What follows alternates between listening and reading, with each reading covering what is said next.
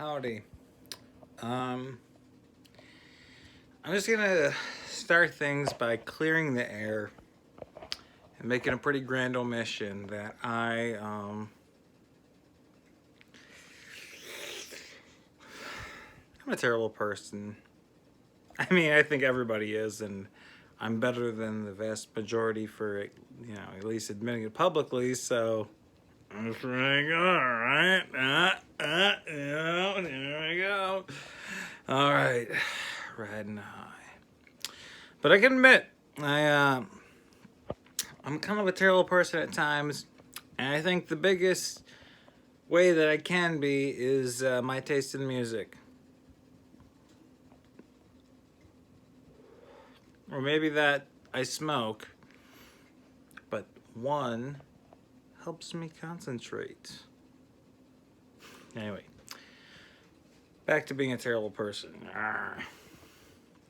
I'm what they call a music snob. I totally think that Pitchfork is full of shit, and yet it's really my only source of finding out when a new album is good or not. And sometimes they're very wrong when they think one is good.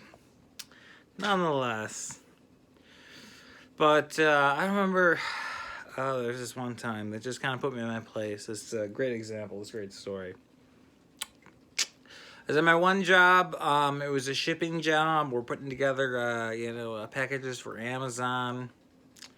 And my one coworker, who's actually a pretty good buddy of mine, outside of work, he comes up to me when we're doing together, and then the song that comes on was Wonderwall by Oasis, and I immediately went into complete and full total Lewis Black mode. I was like, God fucking damn it, Oasis! Like, who the fuck listens to these assholes? How did they get so fucking popular? This is bullshit. Who the fuck are these suckers?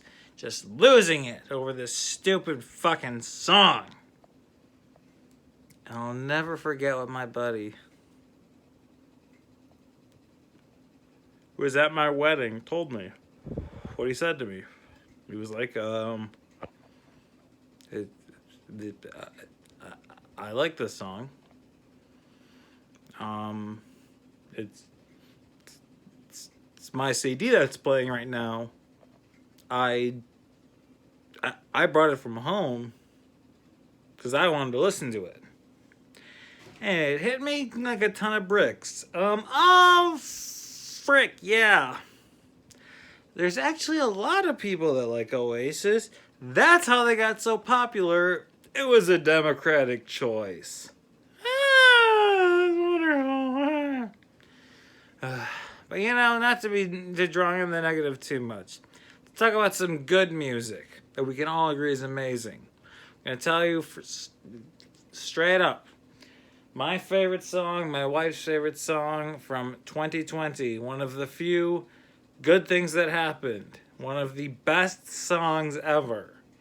Wet Ass Pussy. That's not a joke. I fucking love that song. I listen to it all the time in the car. It's great. It's awesome.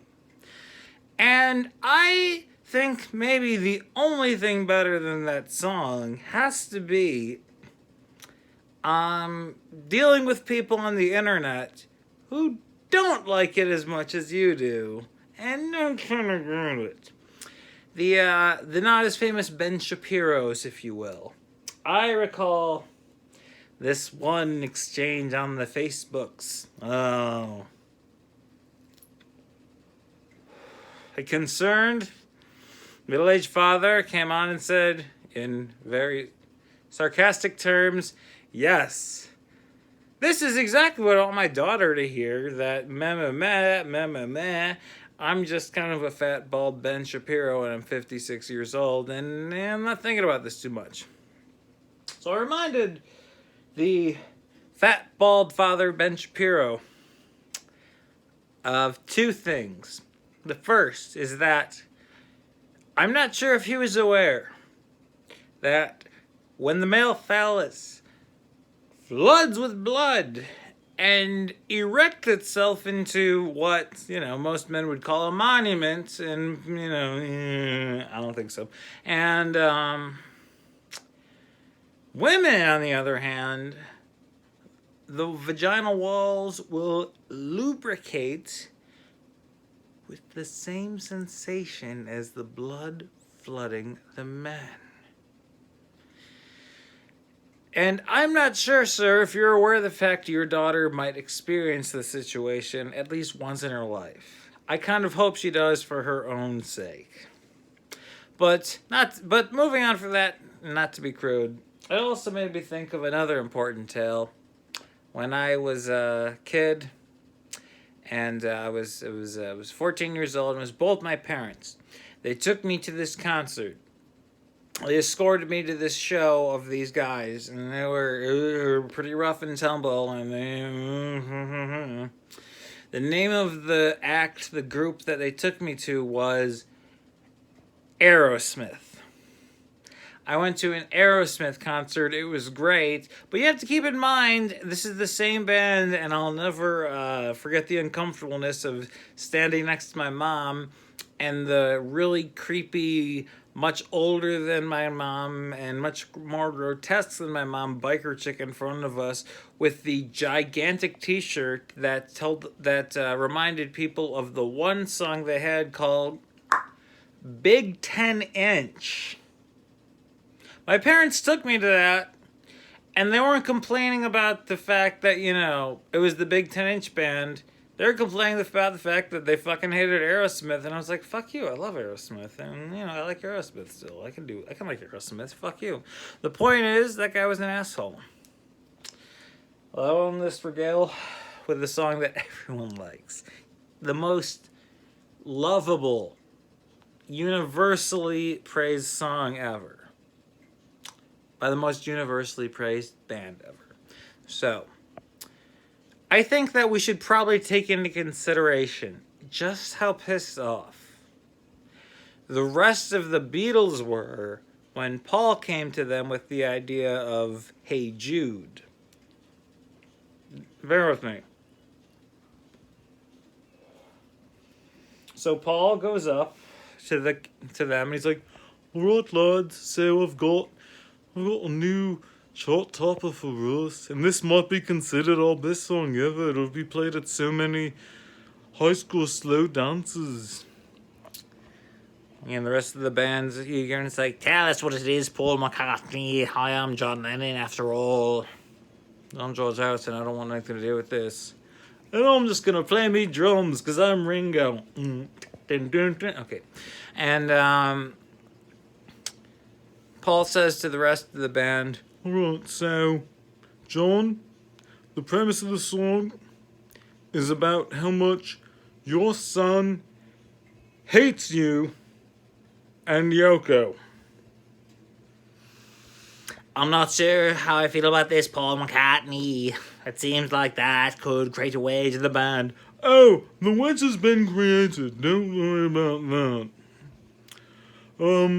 And his name's Julian, right?" "Yes."